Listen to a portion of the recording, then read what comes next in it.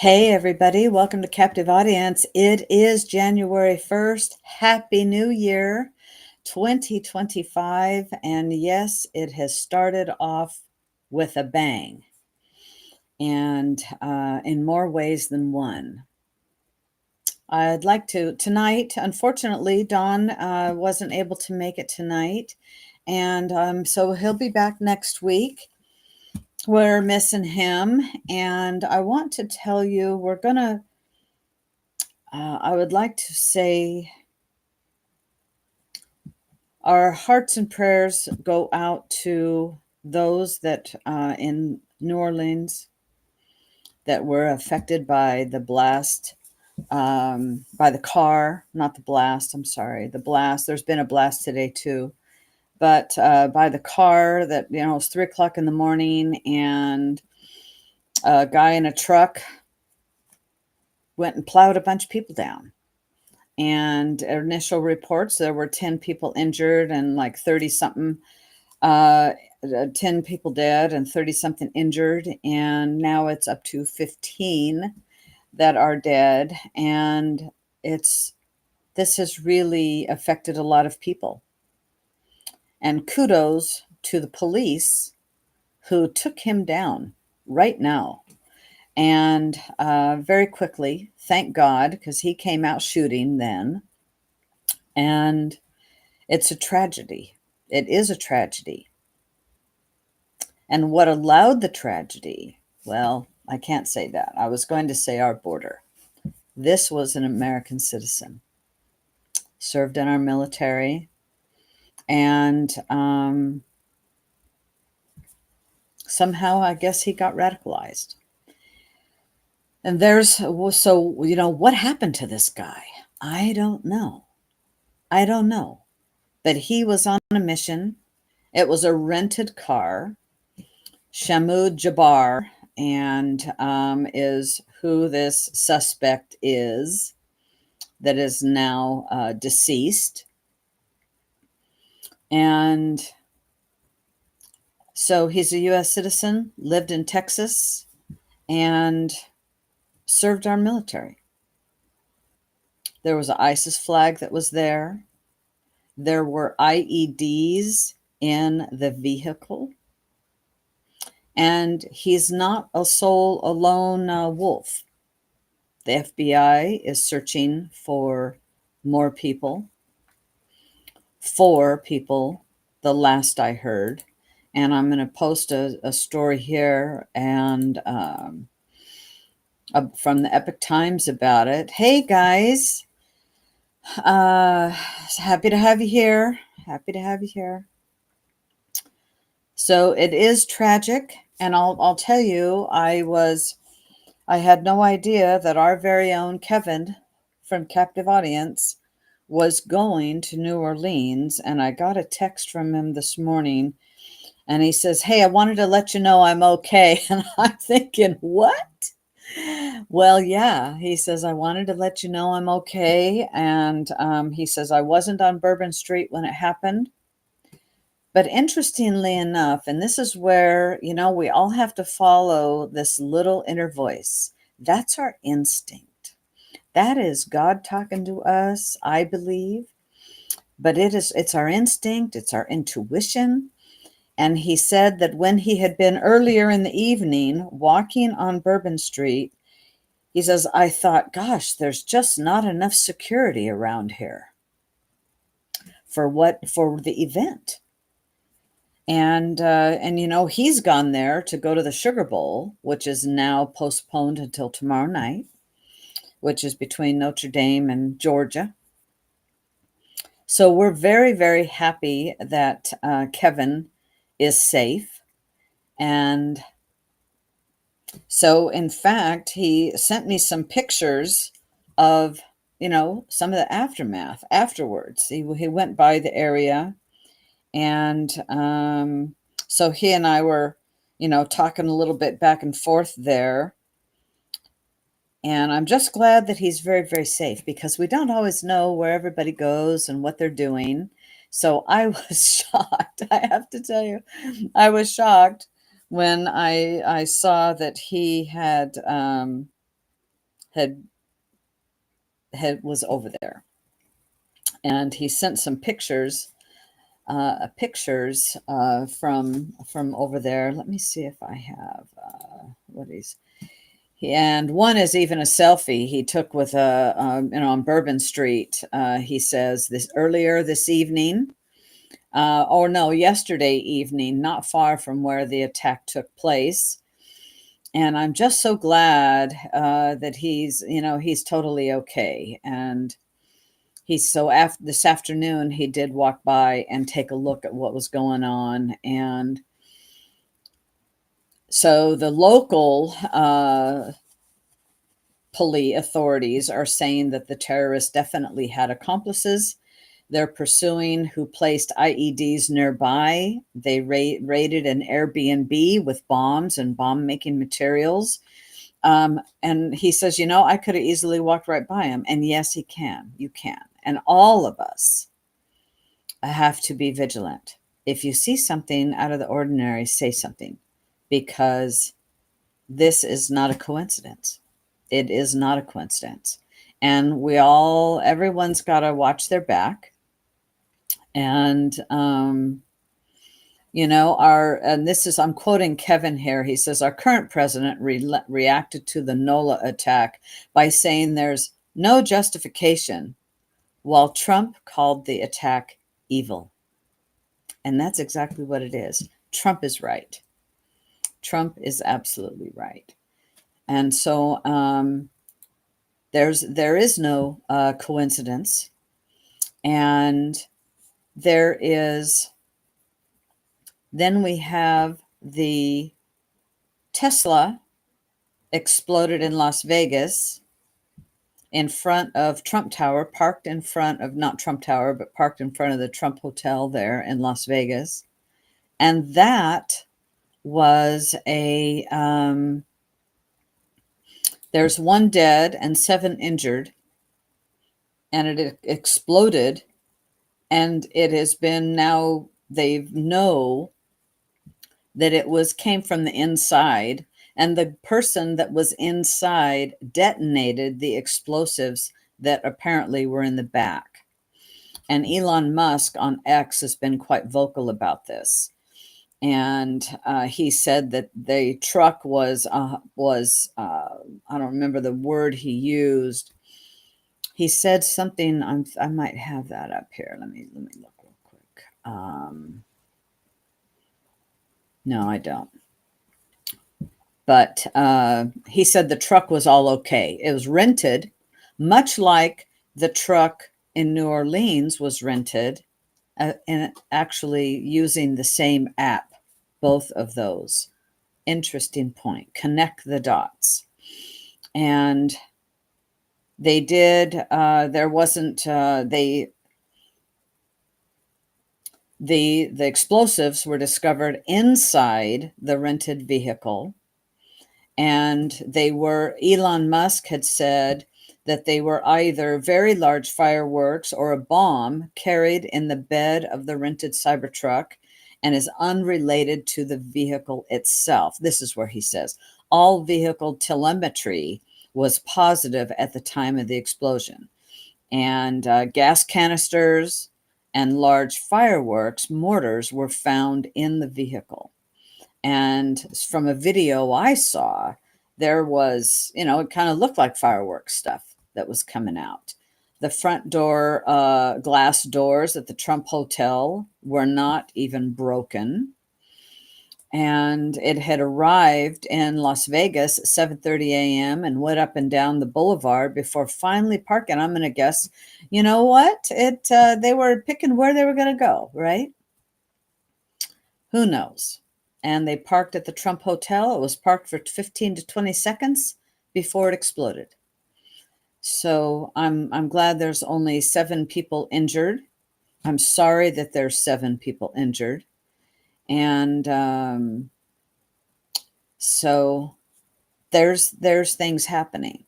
A question that I have that I don't have an answer to was earlier last month, over 150 explosives were seized from Virginia in a home by the FBI. It's the largest supply ever taken by the agency. And it is, so I wonder about that. If this is somehow tied, I haven't any idea. I'm asking the question because I don't know. And these explosives were found in this fella's garage and in his backpack. Brad Spafford, who lives in Springfield, Virginia. And I don't have any idea, what that's all about. And he was arrested on December 17th. But know that I'll tell you, during Biden's term as president, which isn't over fast enough, the conservative side, the right side, does not do things violent-wise to sabotage things, but the left does. This is their playbook. So be vigilant, because it can happen anywhere. It can happen in small town USA, and it can happen in big city USA. And I don't have any idea if this Spafford's case is, at all related or whatnot. I don't know why somebody'd be making explosives in their garage or having them in their garage. I don't know that he was making them. And his attorney has argued there's not enough evidence that he was plotting violence to be charged. And he was arrested. Excuse me, I have a hair attached there. He was arrested for an unregistered gun. Well, not everywhere you have to have a gun registered. So, to me, that's like no big deal. But that's my question. Is any of that related? I don't know. Maybe it is, maybe it isn't. So this fella going into driving at 3:00 in the morning, and New Orleans, absolutely, my viewpoint, failed because, and I watched the chief of police, the mayor, the governor, and the senator for the area. I watched their press release, and the chief of police is a woman, and she said, "We had a plan in place, and the terrorists, succeeded anyway, went around it." Well, your damn plan failed. It was an utter failure. An utter failure. They have barricade things that are supposed to pop up in the street. And what they said was, well, those were ineffective. And so we're installing new ones in preparation to the Super Bowl. So they had parked some cars and put up just little chicken shit barricades, with basically a sawhorse type. Those are chicken shit barricades. It's the kind that people should be easy to walk around, right? It doesn't really stop anything. And it's funny, it'll stop a law-abiding citizen, maybe. And this person just drove around. He drove on the sidewalk. Well, hello. You could have parked a vehicle some distance away so that citizens could go on the sidewalk and walk around a vehicle. And this is a place that has so many events. They have so many events. This is not the first time they've been targeted.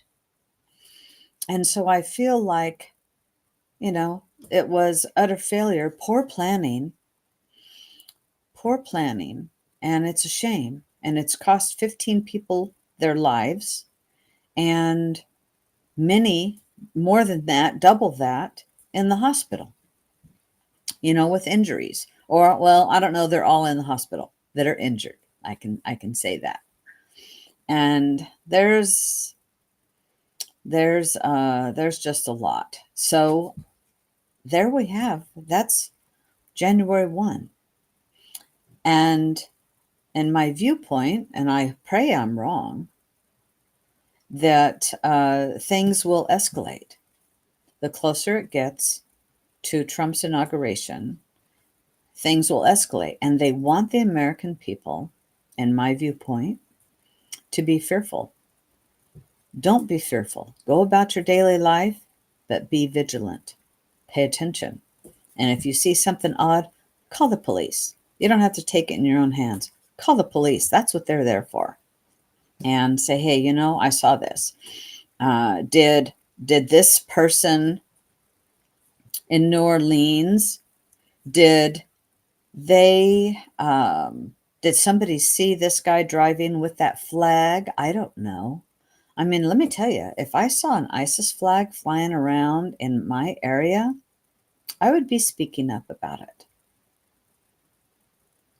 But that's me. Something to think about. People go, oh, yeah, they've got their rights. But you know what? Let the cops deal with it. Let them check it out and see if there's anything going on, because they might be. I don't know. Those are just some of my thoughts. And the deal in Vegas, now the Sugar Bowl is postponed until tomorrow. That's just a minor inconvenience. But anybody going there has got to be vigilant about it, because they're still looking for people. They're still looking. Let's see. 6 things this article says. Other individuals possibly involved. This is from the Epic Times. 6 things that they know so far. There was 15 people dead, more than 30 injured. It was at 3:15 in the morning. It is considered an act of terrorism, which, interestingly enough, the FBI spokeswoman said this is not an act of terrorism, and it wasn't even 30 minutes or less later, and yes, it is an act of terrorism. And so I saw all over social media, people are going, why is the FBI lying? Well, were they covering it up? Maybe that's their first, their go-to line is it's not an act of terrorism, but it clearly was. I saw a video of this vehicle, that truck, going down the road at a very high rate of speed. It's very, very lucky that it wasn't more people injured. Very, very fortunate, truthfully. And but the cops knew how to go after it and stop it. You don't, not with a knife. It takes a gun. Let's see, what else is in this story? He's an American citizen. The ISIS flag was found. It was a rental truck. We know that already. And it had been rented in some kind of a peer-to-peer service. I don't know about the Turo, a car sharing marketplace. And so Turo, Turo. And the same thing on the Tesla Cybertruck was rented through this very same Turo. And they found weapons and a possible IED, or improvised explosive device. And other potential IEDs were also located in the French Quarter. And the FBI special agent bomb technicians are working with their other law enforcement partners to determine if any of these devices are viable. 2 of the devices were rendered safe, and it's being investigated as a terrorist attack.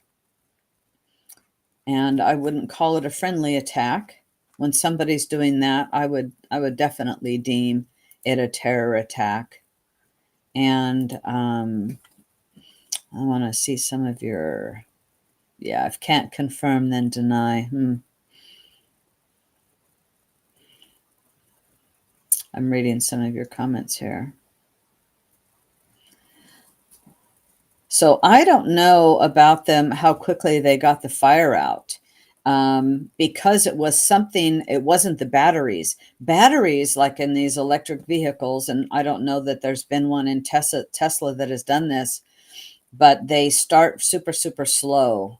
I've done a lot of reading about this today, and they start super, super slow. So this explosion, in fact, even Elon Musk said, a Cybertruck is like the most stupidest thing to use because the stainless steel would contain the blast and help to even contain the fire. So it's, once it gets into anything, these titanium rim, not titanium, yeah, titanium rims, and it's really hard to put them out. And the batteries, once the batteries catch on fire, forget it. You can't. It takes tens of thousands of gallons of water to put them out. And but I did see that I saw where the vehicle looked like it had been moved away from the hotel. When and how that happened, I don't know anything. And so I'm going to say the batteries didn't catch on fire, which is why they would have been able to extinguish the thing. Because once that is, as I said, it's like no holes barred. You're not putting those things out. So, wow, I was so shocked this morning to wake up and see that news. Were you guys? Were you shocked about that? I was shocked about that. So, and this Cybertruck, are they, so I don't believe it's a coincidence. I believe it's coordinated. And I think there will be more that are coordinated, as well. So we just need to pay attention as I started out. If you see something, say something, because it could be anywhere for sure. And we had, today, a lot of bowl games. It's all and this is where people are going to be gathered.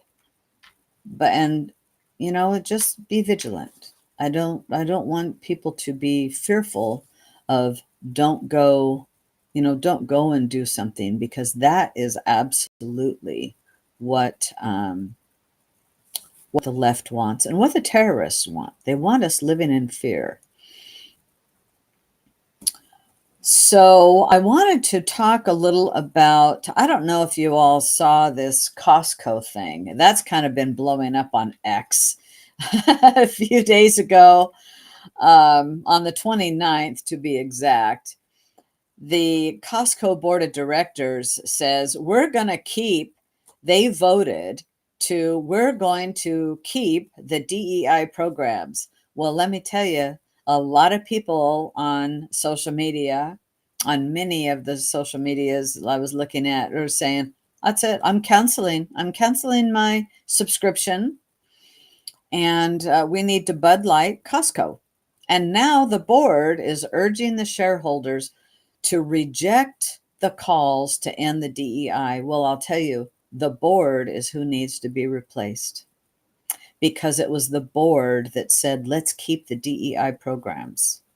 And the shareholders need to replace the board of Costco. That's what I think. And with enough people being vocal about it, cancel your subscription, cancel your membership, quit shopping there, and just hit them in the pocketbook. Call them up and tell them, I'm canceling because of this. Just canceling it silently doesn't do anything. But if you tell them what's going on, that's it. And, this could be some crap with the union, because the union was threatening Costco with a walkout. unless some record-breaking agreement was signed. That was on the 24th of December. And yet Costco is making so much money. With their online sales are really strong. Their earnings are really strong. And in the middle of December, they were opening their 897th store. For us that live here in Northeast Oregon, I have to drive over an hour to go to the nearest Costco. I like shopping at Costco, but you know what? When I heard the vote about the DEI, I talked to my family and I said, we're done. We don't need to support that. We can take our shopping anywhere else. It's not that big a deal. It truly is not that big a deal, because it's more important to send the message. They do. And so, Bobby, I see Walmart's doing the DEI. Well, I've been in Walmart 2 times in the last 3, if not 4 years. I don't shop at Walmart. I try to do my shopping at local businesses. I live in a very small town, and do it at before Walmart, before Costco, we had a lot of smaller shops. We would call them mom and pop shops, right? And so those are the types of businesses that I try to support. And it is, so try to go back to that. There's other avenues and other alternatives, or you can also buy things that you can still order online, just not using those stores. And I believe with the new administration that's coming in,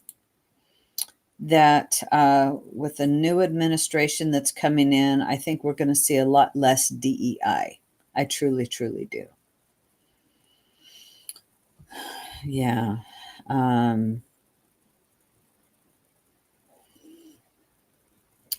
So there is some stuff happening in Oregon. there were things that we didn't cover on Monday. So just a little bit, I wanted to cover some of that. In 2024, there were huge layoffs in Oregon.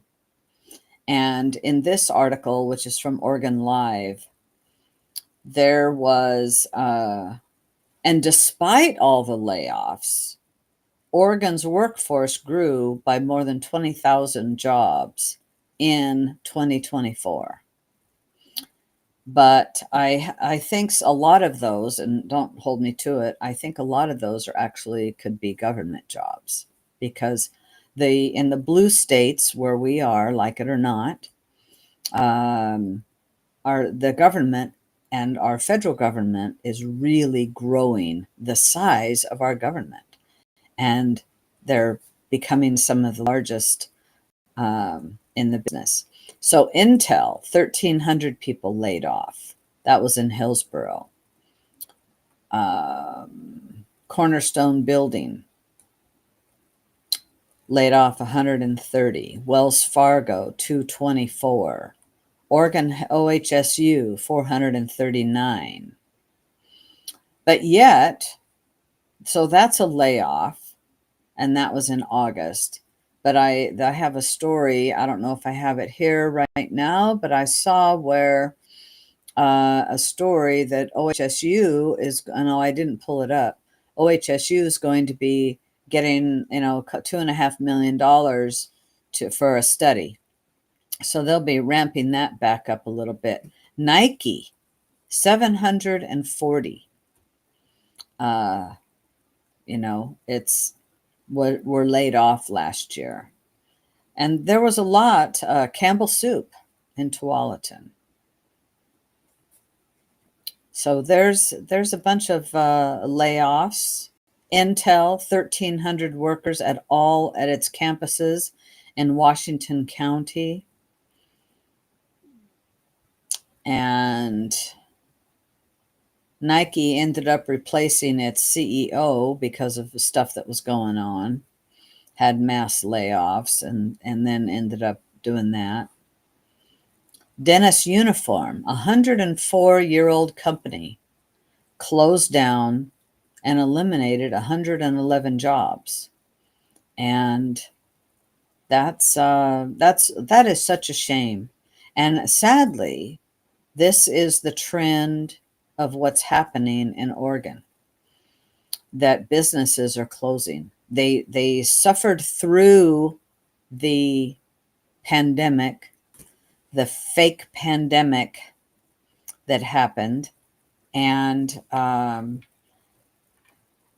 but still it hurt businesses. A lot were not able to come back after that because, like that company, it could be a whole bunch of their people that they service or companies they service were also put out of business.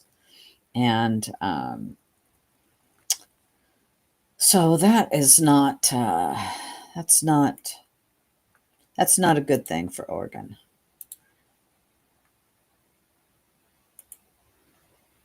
I'm pasting the article that I was just talking about.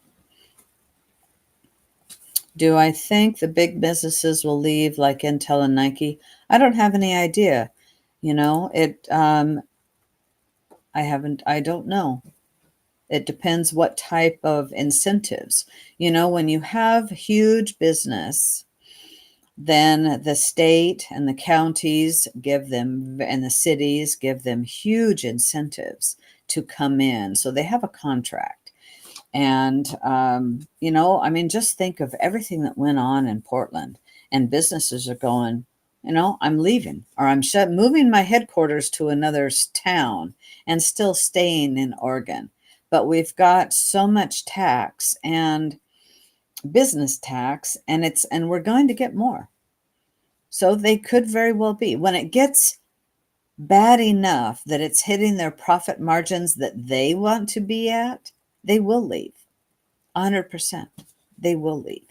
That's exactly, you know, that's where Musk drew the line in California. He goes, okay, we're done now. We're done. We're going to move to Texas. And he didn't just pull out of California, and he's moved to Texas, and, you know, like 3 businesses there. Tesla and SpaceX. So it's, yeah. So it's, anyway, it's not real good there.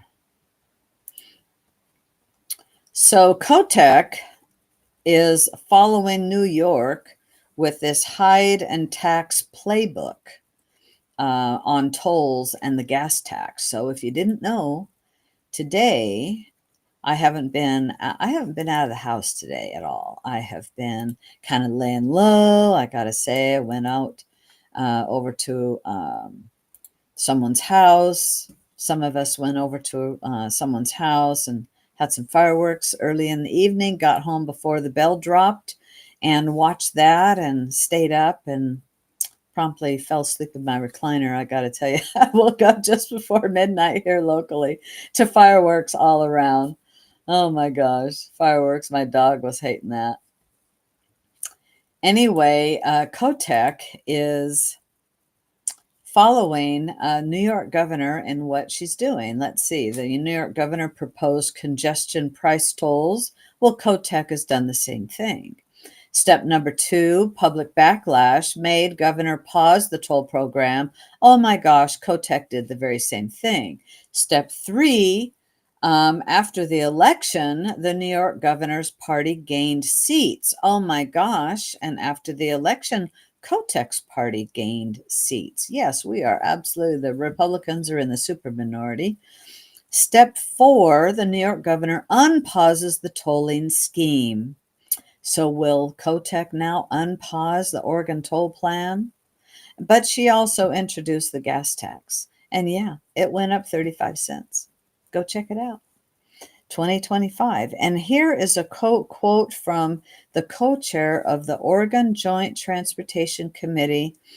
What she said, this is Rep. McLean, about tolling. We're using this tolling not just as a funding device, but as congestion pricing. And congestion pricing means a lot of things. We want to change behavior. There are some behaviors we want to change. And this is where, as we all know, the government is not working for the people. They're working just definitely, uh, definitely. I just read your, if you're not laughing, you're crying. No kidding. Your statement there, they're working to just promote the Democrat agenda and the one world order agenda and the Soros agenda. If they're good little commies, they get elevated up in the Democrat Party. That's the game. That's the game. And sadly, there's a lot of people that live in our state that only care about the dollar of what they can put in their pocket instead of what's best for the citizens of Oregon. Sad but true. Something that I found interesting was our new Attorney General was sworn in yesterday. He takes office ahead of schedule. And I thought, well, what for? Why are you doing that? And well, let's see. He says he was the public trust and the weight of this responsibility can feel overwhelming at times, and at the same time, it is acting as a guiding light for me, Rayfield said. And as Attorney General, I will always do my best to never lose sight of the trust and responsibility given to us by Oregonians. But yet, he's only doing the bidding of the Democrats, as it's already shown when he stated he's made a committee that's going to be fighting the Trump administration every step of the way. So, Oregon Attorney General, I expected nothing less. He's a Democrat. And I know somebody who knows him said, well, Sonny, do you know him? I said, no, I don't know him, but I know he's a Democrat. And he goes, no, actually, he's a pretty good guy. Well, he might be a good guy, but he will do the Democrats' bidding. Let's see if I'm right. Let's see what happens through 2025 and while he's the Attorney General, because I think I'm right. And it's okay if I'm wrong. I'll admit it. So I was surprised that he was sworn in the day before. Let me tell you, I wish they would be doing that to Trump right now. Let's get him in like tomorrow. Okay.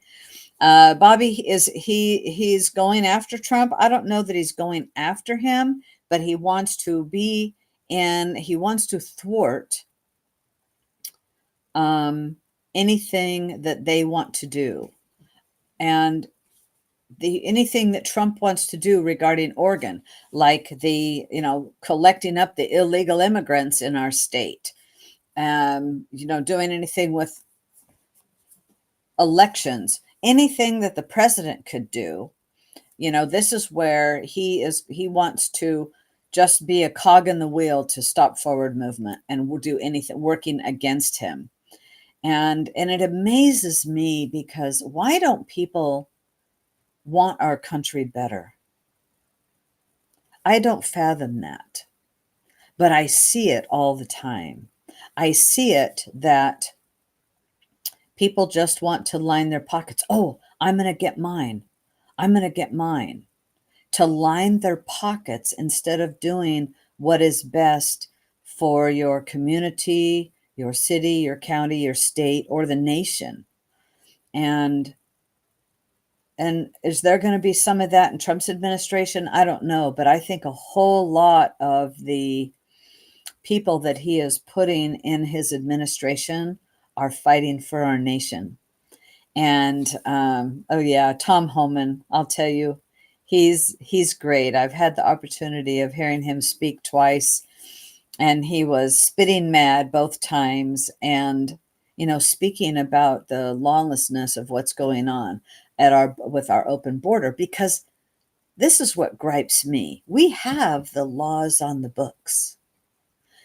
And lawmakers, or law, not lawmakers, those that are elected to represent us should not be allowed to pick and choose what laws they're going to follow or enact or enforce.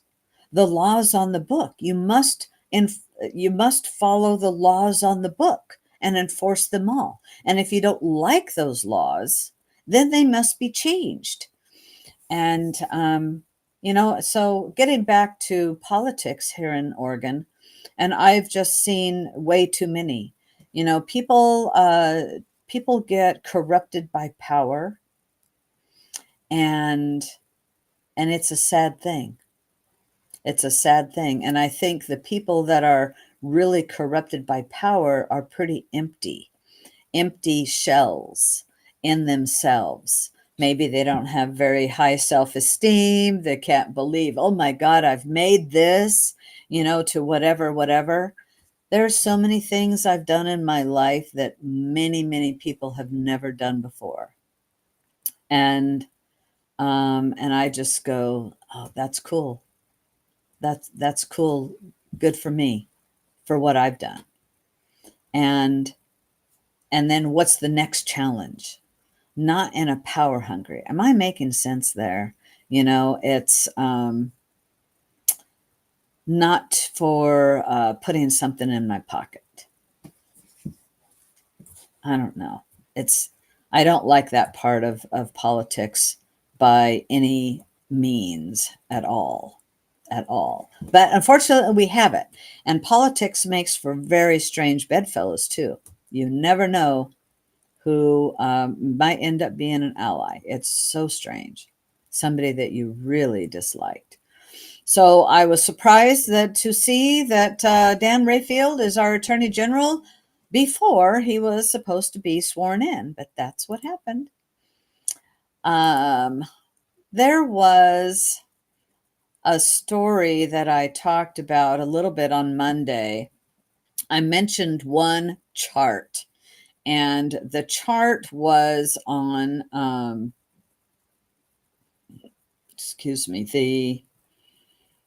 the voting, the Republican vote. So you want to talk about some good news. So 2016, it was like 39% of Oregon voted for Trump. 2020 was 40%. That went up 1%. Okay. And then in 2024, it went to 42%. And I'll tell you, so we went up 3 points since 2016, percentage points of more people voting for Trump. And I think this is something that we can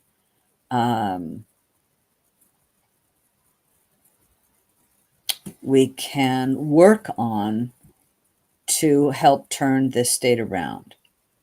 And I do look forward to what Trump's coming, what he's going to do, because I think it really will help us for sure.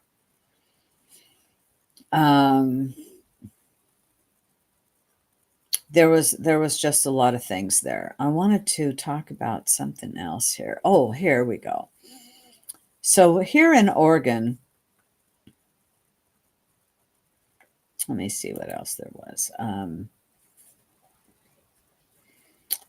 Yeah, Pat, they need money and are easily bribed. You have to live with your conscience, though, right? And your heart. And that's why you've heard me, if you've been following me on this program for any length of time, I have said about no politician will you ever be 100% behind everything that they're doing. There's going to be a vote you don't like. And did they vote that way so their district could get some money for a much needed project? And it might be that. It might be that. And is that a necessarily bad thing? Because maybe a city's sewer system is about to collapse and they've got to rebuild something. I know of a city that something like that happened in. And it takes state and even federal money in order to fix it, because the city doesn't have, commonly cities don't have that much.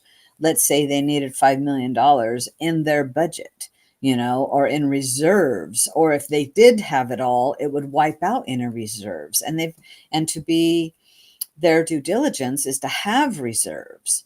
So is that such a bad thing? Well, sometimes it is. Yeah, sometimes it is. You just go, you know what, apply for a grant, apply for a federal loan, something that can be paid back, because the governments lend on super tiny interest rates. So yeah, let's see. Did anyone else catch that chickens are shifting from no antibiotics back to no antibiotics? Important to human health? I don't know about that. I don't know. You've mentioned no antibiotics there. I don't know anything about that story. And, yes, Pat, about the Judicial Watch is ongoing investigation and lawsuits. Thank God. And so we're going to have to see how that shakes out. There was a story here that's was yesterday. More taxes to pay for less people and less students on less roads. So taxes, fees are increasing across Oregon, and yet there's fewer citizens to service due to people leaving the state. Taxes for schools are going up despite 3 years of dramatic enrollment drop in students. Gas taxes are going up in Portland, yet the city has been decommissioning numerous existing street roads and replacing them with medians, greenways, and bike paths. Lawmakers approved 47 agriculture fees, yet the number of farms in Oregon is decreasing. Taxes are going up, yet then Governor Brown released thousands of prisoners early and helped close 2 prisons. It's not looking real good in Oregon in a lot of ways. But then we have this came out today, a new report projects number of Oregon high school graduates will decline almost 20% by 2021. So that's in 16 years. We're going to have more students, high school graduates, less high school graduates. And yet where we pay some of the most for education per student here in the state of Oregon, like it's the highest. So it's projected about 8,000 students by 2041 will have less. And we're paying more. So they say, oh, we've got to build new schools. Tell them no, just remodel the one you've got. Just keep all this in mind. And when your city says we need to build a new school, just say no. Remodel the one we have, because remodeling is not all bad. It is not all bad. A story also I wanted to bring to your attention is Chinese hackers are working to position themselves inside U.S. power grids, oil pipelines, and water plants, waiting to cripple the United States while Beijing decides when the time is right. So I'm putting a link to that article that was from Epic TV, the Epic Times, but Epic TV in there you can see that, and it's China's cyber intrusion. They're not our friend. They are not our friend.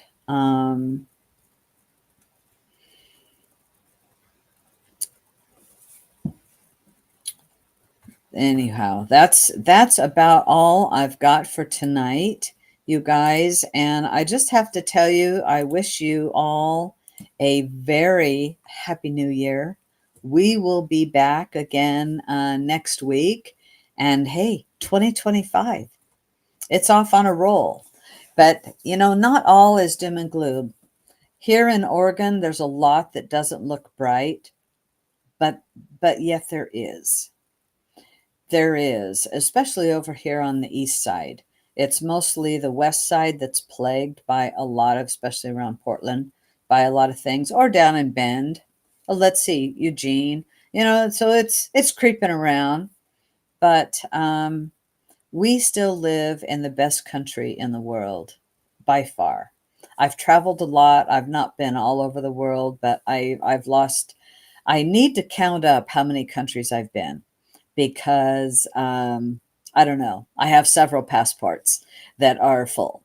A couple, I'll say a couple, and had to add pages and I love traveling and I've been to many countries.